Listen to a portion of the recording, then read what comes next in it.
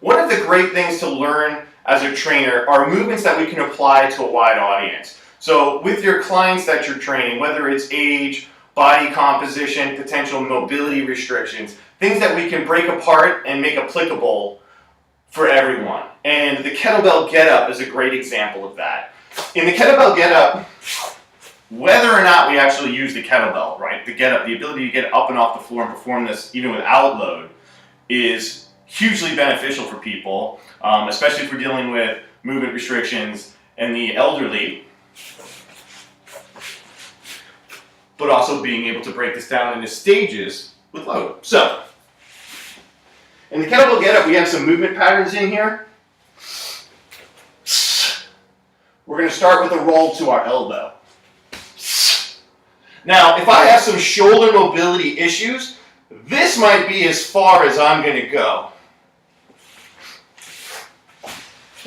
And this is how I would teach it to begin with. Because at that moment in the get-up, my arm is only extended about this much off of parallel. So if I have a movement restriction that keeps me from going into vertical or locking out overhead, we're going to get a lot of benefit over that. We're tying the opposite shoulder to opposite hip. On both sides of that fence, we've got a rolling pattern in. We're getting the glutes turned on. We're getting a lot of shoulder stability. And that feedback overall, unless there's an actual joint structure issue, is going to help with our shoulder mobility. Connecting all these dots within our frame is going to have an overall positive effect on stability or mobility, barring pre-existing injuries or structural changes. Right? So that part, just to the elbow, is what we call a quarter get-up. Again, super beneficial for somebody even if we don't load it up. So maybe someone's progressed through that and they have a little bit more mobility. We can take them to this position. Right? This is the half get-up. Still, now we're really starting to learn how to drive through this other arm. We're stacking our structure. We're tying everything together. Pull down and come back. And again, we don't need to be in full vertical. We're about here with this one. Right? Slight progression on that. Now, if we take it all the way to a full get-up,